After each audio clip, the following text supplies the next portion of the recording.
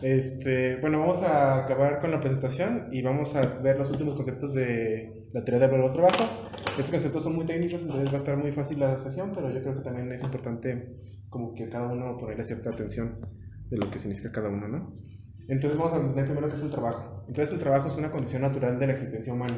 El trabajo no es una cosa que nosotros implementamos, sino que es lo que hace que los humanos nos diferenciemos pues, de las demás criaturas del Señor, ¿no? Entonces es independiente de las formas sociales, o sea, es independiente de cómo nos hacemos nosotros sociedades, porque pues bueno, es el proceso en el que nosotros metabolizamos la naturaleza, ¿no? El trabajo nos hace, nos da nuestra relación con la naturaleza y no la sociedad hace que nos relacionemos con el trabajo. El trabajo que nosotros podemos decir actualmente que existe como forma de valor de cambio, pues es una forma particular social del trabajo, ¿no? Lo que hacemos ahora actualmente como trabajo, pues es una forma particular de la sociedad actual, pero no es como el trabajo en general, ¿no? No sé si me estoy explicando bien, pero bueno, el trabajo, para decirlo en pocas palabras, siempre ha existido y es lo que nos relaciona con la naturaleza, porque es la forma que nosotros tenemos de satisfacer nuestras necesidades.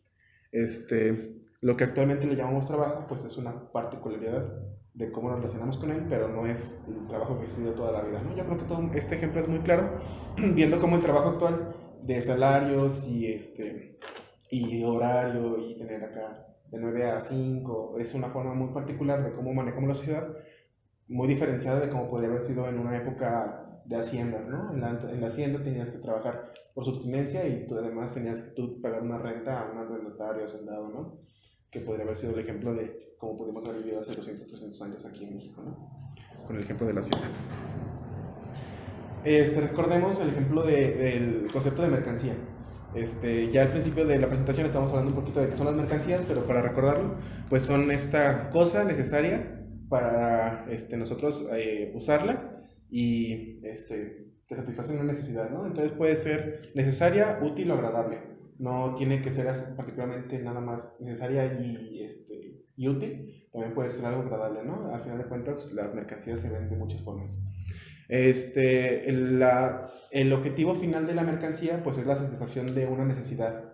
Puede ser una necesidad fisiológica o cultural o espiritual o lo que sea, pero al final satisface una necesidad, ¿no? Entonces no es como que te atrapé si decimos de que los Funko Pops son una mercancía porque satisfacen una necesidad, aunque la necesidad no sea fisiológica para sobrevivir, pero te dan un valor estético, ¿no? Lo que sea, te gusta tenerlos y ya aumenta tu calidad cultural por tener ese Funko. La mercancía se presenta bajo dos vertientes muy importantes que nosotros vamos a entender: el valor de uso y el valor de cambio. ¿Sí? Bueno, hasta aquí.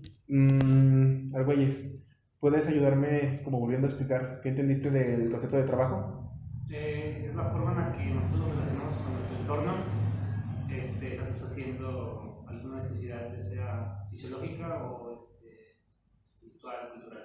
Sí. Entonces espiritual suena como que acá espiritual de Dios, pero podría ser nada más cultural, deportística, ¿no? Entonces es una palabra que usamos nada más para eso. Chava, ¿me puedes decir como características de las mercancías? Características de las La mercancías. parte más particular de la mercancía, que es lo necesario que tiene que hacer. O sea, que nos satisface una necesidad. Que nos da la necesidad, ¿no? Bueno, entonces vamos a entender las mercancías en su valor de uso, y el valor de uso pues es muy sencillo de entender por la misma palabra que nos da, ¿no? Es el valor que se le da a un algo por cómo satisface la necesidad para la que fue creada, ¿no? Entonces, se realiza el proceso del consumo. Entonces nosotros al consumir este objeto le damos el valor de uso, ¿no? Entonces aquí tenemos una posibilidad de nosotros entender el valor de uso como qué tanto nosotros necesitamos de esta cosa para satisfacer lo que le estamos pidiendo, ¿no? El valor de uso que tiene un objeto tiene que satisfacer una necesidad, ¿sí? Entonces, esta necesidad, nosotros usar una cosa, pues este objeto se destruye, cambia, porque al final de cuentas solamente se puede satisfacer la necesidad al consumir este producto, ¿no? Yes. ¿Me puedes dar un objeto y cómo podrías tú relacionarlo con su valor de uso? Una mercancía así en general. ¿Cualquier mercancía? Sí. Pues podría pensar, por ejemplo, en bolsas. Este uso que se da para no tener todo en la mano y estar como inmovilizado de alguna manera. Sí, ¿verdad? Entonces el valor de uso de una bolsa se cumple cuando le estamos dando el consumo de usar la bolsa, ¿no? Y Claro, este el consumo, contenido, la capacidad. sí, y este consumo pues va a hacer que se desgaste la bolsa y ya no va a tener su mismo valor de cambio. Vamos a ver ahorita el valor de cambio.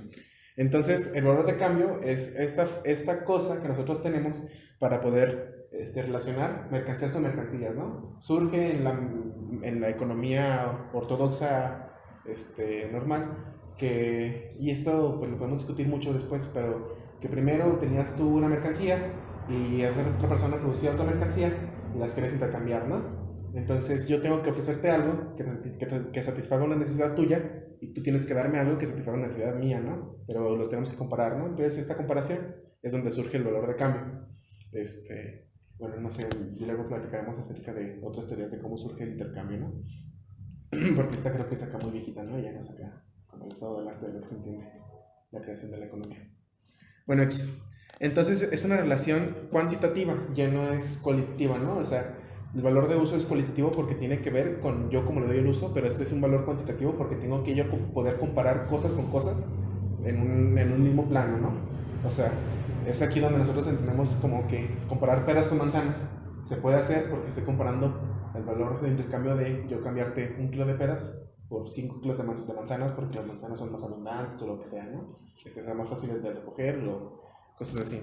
Entonces, los valores de cambio solamente tienen sentido cuando se hacen dualmente, ¿no? O bueno, en muchas cosas, ¿no? Una cosa por sí sola, pues no tiene valor de cambio, ¿no? Tiene que ser a fuerzas relacionado con otra cosa. Entonces, en cuanto al valor de cambio, el valor de uso tiene el mismo, el valor de uso que se le da a este objeto, pues tiene que ser equivalente, ¿no? Entonces, yo te puedo cambiar 1 kilo de queso, te lo cambio por 3 litros de leche, porque 3 litros de leche es lo que yo ocupo para hacer 1 kilo de queso, ¿no? Lo que sea. Entonces tiene que haber una proporción que yo considere adecuada para poder darle ese valor de cambio. Mar, ¿puedes ayudarme como explicando de esta forma economista ortodoxa el valor de cambio? ¿Tú qué crees? Yo creo que te lo sabes de memoria. No me lo sé de memoria. El valor de cambio, o sea, de la manera más economista posible, es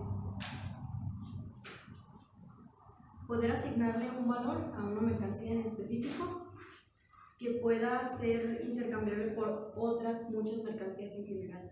O sea, como en el dinero, por ejemplo. Entonces, a una en específico se le da un valor que, digamos, es así adherido a ella, o sea, está intrínseco ahí, que no, pero sí ahí para poder intercambiarlo con los demás. Entonces, esta mercancía equivale a cierto tanto de la otra. Entonces, ahí está, bueno, ya te estás adelantando un poquito porque el dinero surge como esta respuesta de cómo nosotros como que aplanamos el piso para tener una fuente de comparación de cosas con cosas, ¿no? Entonces está muy difícil yo comprar,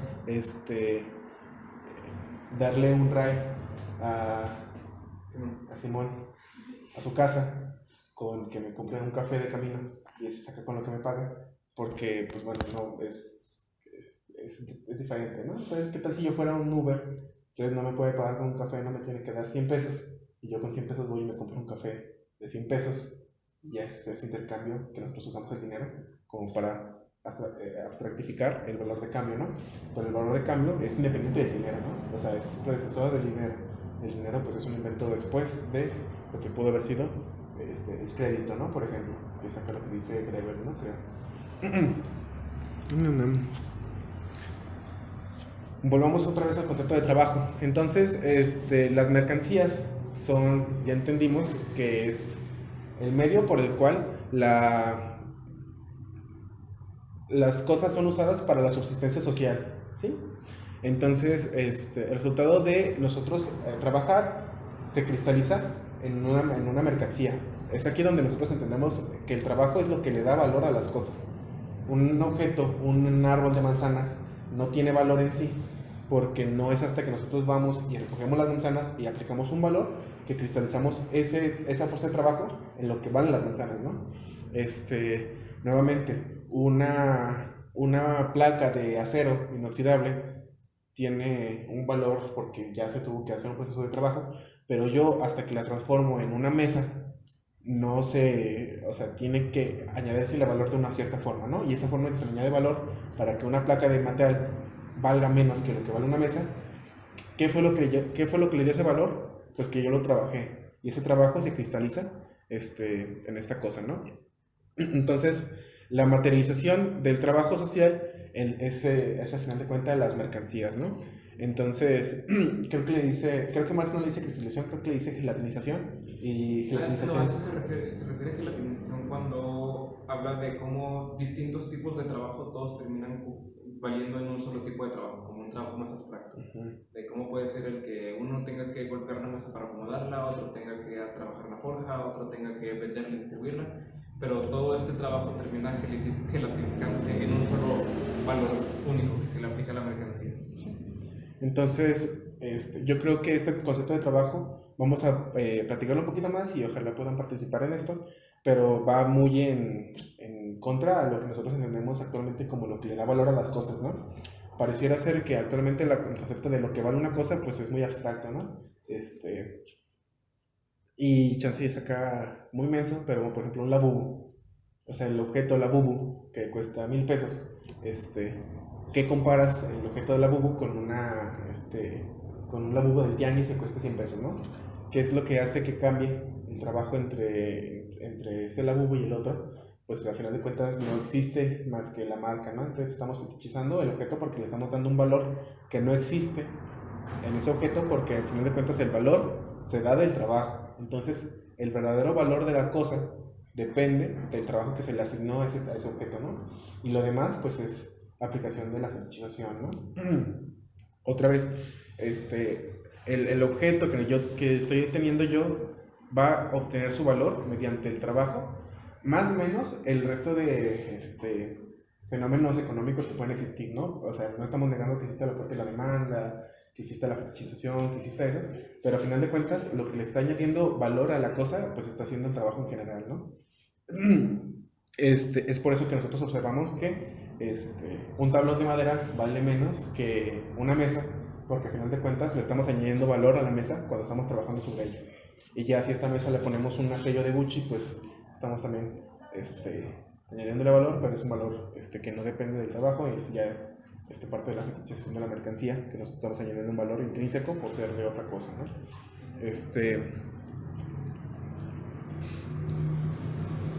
Sí, no, claro. Pamelita, ¿me puedes ayudar como explicando nuevamente la relación de las mercancías con el trabajo? Pues básicamente el trabajo es lo que le da valor a la mercancía. O sea, si el trabajo es el metabolismo de nosotros con la naturaleza, la mercancía sería como el resultado de ese metabolismo.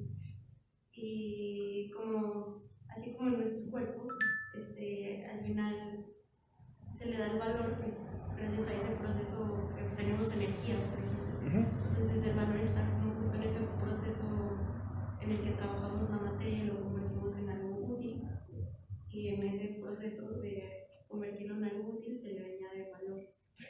Y lo que hace que sea útil pues es el trabajo, ¿no? Muchas gracias. Qué padre. Entonces, y vamos a digerir un poquito de esta diapositiva porque las palabras son un poquito raras, porque están directamente traídas de Marx. Pero bueno, entonces, ¿cómo hacemos intercambio de mercancías, ¿no? Por su valor de cambio. Pero bueno, entonces, aquí tenemos el problema de los equivalentes, ¿no? Tenemos que yo darte algo equivalente a lo que yo te estoy ofreciendo para que sea un intercambio que yo considere justo, ¿no?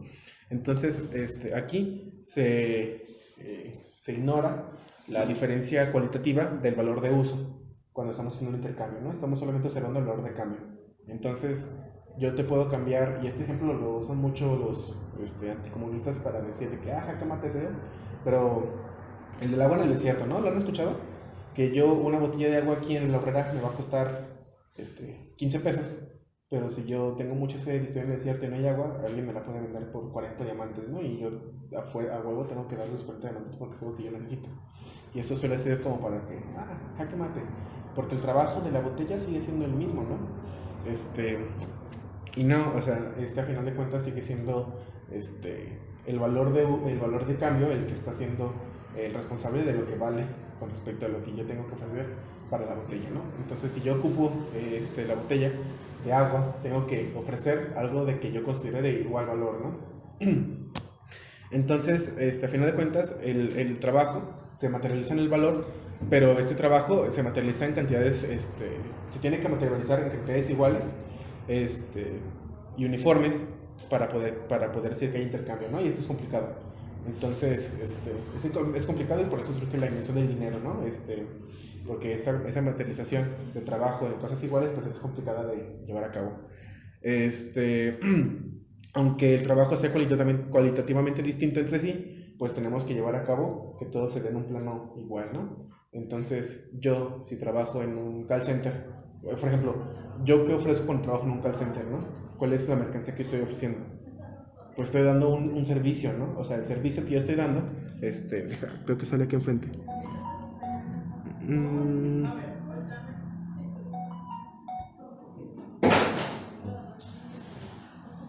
Bueno, ahorita va a salir, pero por ejemplo, esos servicios que podría ser, ¿cómo es que el trabajo de un call center se materializa en una mercancía, ¿no? ¿Qué es la mercancía que estás ofreciendo?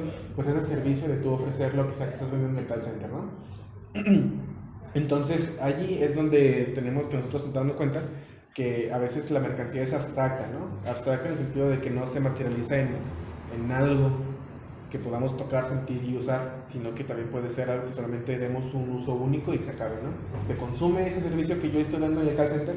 Cuando el güey que me contesta le digo, oye, debes $1,000 a Telmex, y ya, se acaba ahí esta necesidad. Se cumple la necesidad que yo ofrecí con mi mercancía y se acaba, ¿no? Se le da el uso que tuvo y ya, se termina ese objeto.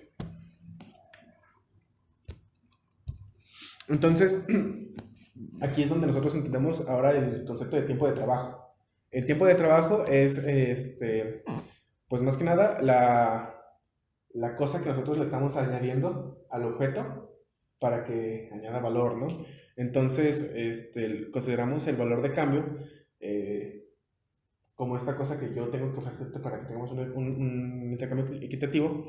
Pero pues esto está medido mediante el tiempo de trabajo coagulado dentro de este objeto, ¿no? Entonces el tiempo de trabajo que yo le voy a meter a una cosa se va a coagular en el sentido de que yo ahora le metí 5 horas de trabajo a hacer una mesa y yo tengo que pedirte algo que más o menos me valga lo mismo, ¿no? 5 horas de trabajo, ¿no? Y más o menos ahí por donde vamos a empezar a entender cómo se pueden empezar a entender los valores de cambio, ¿no? Nuevamente, yo tengo una botella de agua en el desierto, el valor de trabajo de llevar una botella de agua al desierto, pues seguramente le añadió cierto trabajo y ese trabajo pues es más importante entenderlo para el valor de cambio que vamos a tener en cuenta, ¿no? Entonces, el valor de cambio de las mercancías, se ve chiquito, es la relación de los trabajos de los individuos entre sí, en cuanto que el trabajo es igual y en general una expresión material de la forma específicamente social del trabajo. En español, el valor de cambio de las mercancías, entonces, es la cosa que nosotros vamos a poder hacer para intercambiar las cosas, pero pues esta cosa va a depender del tiempo de trabajo que se le estamos metiendo a este objeto, ¿sí? ¿Por qué? Porque el trabajo es la única fuente de riqueza que nosotros le podemos añadir a una cosa, ¿no? Plusvalía es un concepto que, no sé si se inventa en los tiempos de Marx, pero por ahí, pero que actualmente, por ejemplo, yo veo que en los terrenos se venden terrenos que dicen, con alta plusvalía, ¿no? Como si el terreno en sí tuviera algo que ofrecerte, ¿no? Entonces esta es una abstracción de lo que nosotros entendemos como lo que en realidad le da valor a ese terreno, ¿no? El terreno en sí no te está generando nada. No es hasta que tú llegas y lo trabajas que se genera valor en ese terreno, pero por razones acá de capitalismo terrible. Pareciera ser que los terrenos en sí tuvieran valor que fuera incrementando de por sí, simplemente por existir, ¿no? Pero no, en realidad el trabajo es la única fuente de riqueza que existe. Ese terreno va a ser inútil si no se le añade trabajo, en el sentido que es un terreno que tienen que meterse de servicios, que tienen que meter infraestructuras, se tiene que construir en ese lugar para que tenga una rentabilidad real, porque el terreno de por sí no va a valer nada si no se le hace algo, ¿verdad? ¿Por qué aumentan esos terrenos de costo cuando se están acá vendiendo en el mercado? Pues exactamente por eso, ¿no? Porque ahorita un terreno que está a las afueras de ese anillo, chance y está muy barato, pero ya cuando haya 10º anillo, pues va a valer muy caro. ¿Por qué? No porque el terreno tuviera valor en sí y fuera aumentando poco a poco con respecto a los tiempos, y tienes que aumentar tu margen de ganancias, y tienes que acá abrir tu portafolio de inversiones, sino porque en general se le añadió trabajo a ese terreno, no directamente por la persona en el terreno, sino porque alrededor de ese terreno hubo trabajo cuando se construyó infraestructura para conectarlo a la ciudad, cuando se le puso agua para que tuviera ese servicio. Electricidad, electrificación, ahora también tiene que ser algo que se le tenga a este terreno, ¿no? Se construye una casa y esa casa ahora va a subir un millón de pesos en precio, no porque acá esa casa tuviera acá el lujo y la nueva forma de vivienda que se va a dar en Aguascalientes, sino porque a final de cuentas se le está añadiendo valor por medio del trabajo de personas que están poniendo su tiempo de trabajo en ese terreno, ¿no? Entonces, la plusvalía se alimenta de ¿qué? De un valor abstracto. La plusvalía nosotros la entendemos como, bueno, plusvalía es un concepto diferente para lo que tenemos como marxistas, no diferente, pero plusvalía yo creo que tú la has escuchado como la de las casas, ¿no? O sea, de que, mucha plusvalía en ese terreno, pero pues esa como que no te dice nada, ¿no? Pero plusvalía, como nosotros entendemos, es este valor que se le añade al objeto cuando se le trabaja, ¿sí? Entonces, plusvalía luego después nosotros lo entendemos como, por ejemplo, yo tengo, y este ejemplo se entiende mejor con un ejemplo, creo. Yo trabajaba en una maquila, ¿no? Yo hacía agendas. Y cada agenda que yo hacía costaba como 150 pesos, ¿sí? Y yo al día hacía, yo creo, unas 100 agendas. Entonces, ¿cuánto dinero yo producía al día? Haciendo las agendas, ¿no? Si yo produzco 150 agendas, 100 agendas por 150 es 15,000 pesos, ¿no? Más o menos, ¿sí? Entonces yo al día produzco 15,000 pesos. Entonces mi plusvalor fue el dinero o sea, 15,000 pesos menos el costo de las agendas, ¿no? Menos el costo del papel, menos el costo del cartón, menos el costo del plastiquito, menos el costo de la argollita, menos el uso de las herramientas. Y aún así queda un margen como de 14,000 pesos, que es lo que yo producí, que le puse un plusvalor a esta cosa, ¿no? Y es ahí donde surge la explotación, ¿no? Porque a mí al día me pagan 30 pesos, ¿no? Entonces de 14,000 pesos que yo generé, me dan una fracción mínima, y el resto, ese plusvalor, se lo come el capitalista, ¿no? Entonces, cuando nosotros decimos que el capitalista se roba el plusvalor de los trabajadores, es a eso, ¿no? Esa es la explotación que nosotros decimos que existe, de forma matemática real, ¿no? Puedes hacer el cálculo y puedes darte cuenta que la explotación existe en términos reales, objetivos, ¿no? No es como un sentimiento, no es algo como que tú digas, yo me siento explotado, es algo que realmente te está pasando, ¿no? Entonces, esa plusvalía, yo genero plusvalor, en el sentido que yo estoy añadiendo trabajo a las agendas, y ese plusvalor pues se transforma en que ahora estas agendas tienen un valor mayor al que tenían la suma de sus partes. ¿Sí? Tenemos que dar dos. Entonces, las mercancías que solamente son, aquí está lo de los servicios. Las mercancías que solamente son valor de uso, que su objetivo solamente es el valor de consumo, se les denomina servicios, porque ya no se les presta como valor, ya que al momento de ser usadas, pues acaban, ¿no? Entonces los servicios normalmente son de esta forma, solamente tienen valor de consumo, porque yo cuando consumo el servicio, pues hasta ahí llega el servicio, ¿no? Si yo acá contrato a un carpintero, un carpintero es un ejemplo más bien, ¿no? Yo le pago a un payasito para que vaya a mi fiesta de cumpleaños. ¿El payasito está creando mercancía? Pues sí, ¿no? Está cumpliendo necesidad, el yo sentirme entretenido en mi cumpleaños, ¿no? Entonces, yo no puedo guardar ese payasito en una cajita, guardarlo y luego venderlo, sino que ya en cuanto hace su acto, acaba su obra y se acaba el valor de uso, ¿no? Entonces, a esas cosas que solamente tienen un solo valor de uso, pues se les conoce como servicio, ¿no? Sí. Pero como el valor de cambio siempre se considera a la mercancía solo desde el punto de vista de la cantidad de tiempo de trabajo que ha llevado, ¿no? Entonces, el valor de cambio pues va a depender, otra vez, y siendo muy insistente, del tiempo de trabajo que lleva. Y ya para acabar, pues vamos a hablar un poquito de producción. El valor de cambio de mercancía cambia con la cantidad del tiempo de trabajo directamente contenido en ella misma, ¿no? Entonces, el valor de cambio es la cristalización del valor del tiempo de trabajo. Pero la magnitud del valor de una mercancía se ve afectada por muchas otras mercancías que están dentro de ella, ¿no? Entonces, aquí es donde entra la producción, ¿no? En la producción es importante volver a esa presentación que tuvimos hace como 2 o 3 semanas, que hablamos ya de producción, en el que el proceso de producción es un proceso complejo, ¿no? Es un proceso que tiene muchos factores, entonces el valor del trabajo no es tan fácil de calcular como por ejemplo en el anarquismo del capitalismo, ¿no? En el anarquismo del capitalismo yo puedo abstraer mucho el valor del trabajo y yo le meto a una cosa, porque por ejemplo yo vendo llaveros y a mí solamente me simplifica mucho mi ecuación vender llaveros en el capitalismo, porque yo solamente ocupo comprar argollitas y el llaverito. Entonces mi argollita me cuesta 1 centavo, mi llaverito me cuesta 5 pesos, entonces en total mi mercancía me cuesta 5 pesos y 1 centavo, y yo vendo mis llaveritos a 10 pesos. Entonces podemos decir que yo le metí 5 pesos de trabajo al llaverito, ¿no? Pero pues eso es una abstracción total de lo que en realidad es el proceso de producción del llaverito, ¿no? Entonces bajo una economía socialista pues se complica esos cálculos porque el llaverito no nació así de la nada, ¿no? Tuvo que haber un proceso de primero excavar tierra para conseguir acero, el acero se tuvo que procesar, entonces ya tuviste que haber tenido un proceso extractivista que ya tiene que llevar herramientas y las herramientas tienen que llevar mantenimiento y el mantenimiento tiene que llevar producción desde atrás, entonces ese llaverito ya no solamente es un llaverito abstracto, sino que tuvo que haber llevado un proceso de manufactura, de transporte, de intercambio, de hacer el arito, de moverlo de la fábrica a la tiendita de bisutería, ¿sí? Entonces, la magnitud del valor de la mercancía, pues es la suma de todos los valores que se le añadieron a ese objeto cuando fue su producción, ¿no?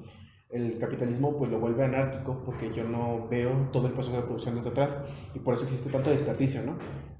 Si yo tengo que ser consciente de todo lo que lleva a cabo mi proceso, pues yo sería más consciente de usarlo de forma óptima, ¿no? Optimizar no es más que nada más que minimizar o maximizar, ¿no? Entonces yo cuando optimizo, yo busco minimizar mis pérdidas, maximizar mis ganancias, pero bajo el capitalismo pues eso solamente significa maximizar y minimizar dinero, ¿no?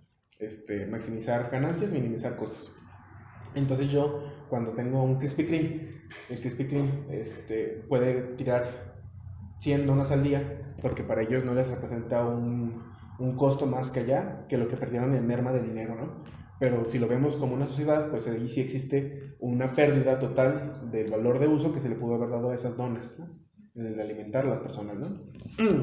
Entonces, por eso nosotros afirmamos que el socialismo es una forma más racional de llevar a cabo la producción, ¿no? No es acá compartir y acá comparte, sino que es una forma de nosotros entender que la producción se puede llevar a cabo de una forma racional y planificada, no de una forma anárquica en la que exista desperdicio, porque a final de cuentas tenemos en cuenta que dentro de ese objeto hubo un trabajo que si no le estamos dando su uso adecuado, o bueno, su uso en general, pues se va a desperdiciar, ¿no? Entonces estamos perdiendo como sociedad en general trabajo a lo güey, ¿no? ¿Sí? Tengo una pregunta. Y tomando en cuenta todos esos valores en magnitud, pues que le da el comunismo, ¿cómo valora ellos el tiempo? Porque me imagino que eso haría que fuera mucho más largo el tiempo de producción, ¿no? Que en el capitalismo tiene que ser súper rápido porque el tiempo es dinero, pero para un comunista el tiempo es... Se trata de manera diferente y yo creo que un ejemplo podría ser como más ilustrante. Cuando estábamos surgiendo la revolución industrial dentro de Estados Unidos y dentro de la Unión Soviética, se tenía muy en cuenta la producción en masa de Ford. Ford estaba produciendo carros del modelo T así en 5,000 millones de trillones de carros, ¿no? Pero ¿qué estaba sucediendo bajo la Unión Soviética? Pues la Unión Soviética nunca tuvo una fuerte industria de automóviles. Pero ¿en qué estaban enfocados los soviéticos?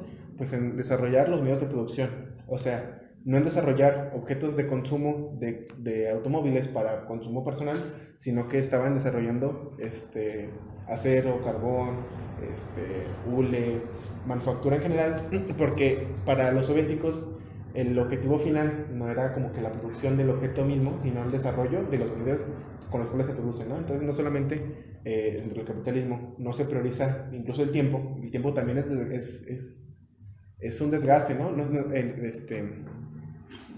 Puedes malgastar el tiempo de las personas en el capitalismo más que en el socialismo, porque bajo el capitalismo de a huevo te van a tener, y eso es una cosa que por ejemplo pasaba mucho en la Alemania del Este, que cuando en la Alemania del Este las personas acababan su trabajo se iban a su casa, ¿no? O sea, yo acabo de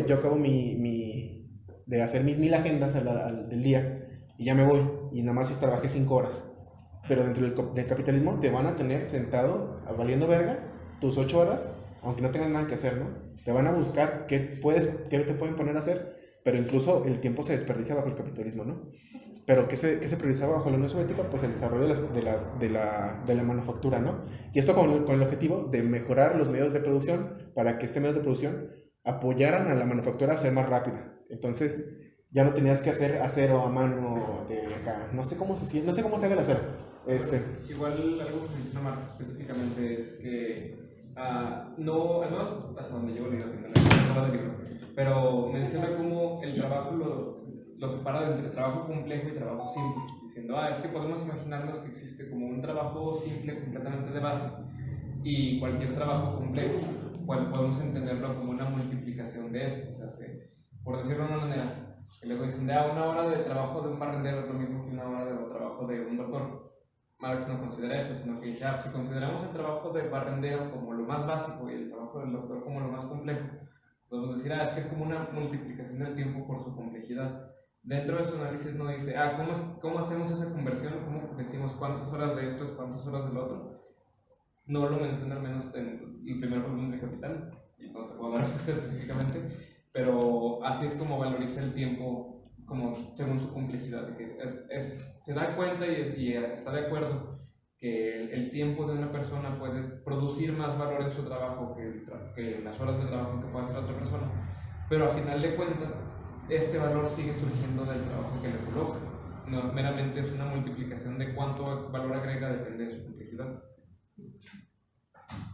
¿Qué opina, muchacho? ¿Qué? ¿Ya vamos? Entonces vamos a acabar.